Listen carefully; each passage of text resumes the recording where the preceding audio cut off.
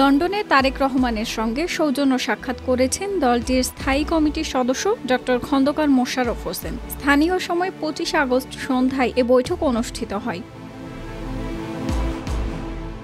এ সময় উপস্থিত ছিলেন ডক্টর খন্দকার মোশাররফ হোসেনের পুত্র ও বিএনপির নির্বাহী কমিটির সদস্য ডক্টর খন্দকার মারুফ হোসেন। বিষয়টি নিশ্চিত করেছেন বিএনপির মিডিয়া সেলের অন্যতম সদস্য সাইরুল কবির খান।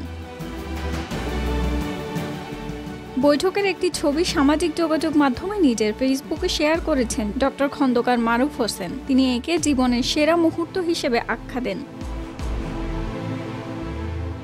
ফেসবুক পোস্টে তিনি লিখেছেন, আজ লন্ডন সময় সন্ধ্যায় বিএনপির ভারপ্রাপ্ত চেয়ারম্যান জনাব তারেক রহমানের সাথে সৌজন্য সাক্ষাৎ করেন বিএনপির জাতীয় স্থায়ী কমিটির সদস্য ডক্টর খন্দকার মোশাররফ হোসেন ও বিএনপির জাতীয় নির্বাহী কমিটির সদস্য ডক্টর খন্দকার মারুফ হোসেন।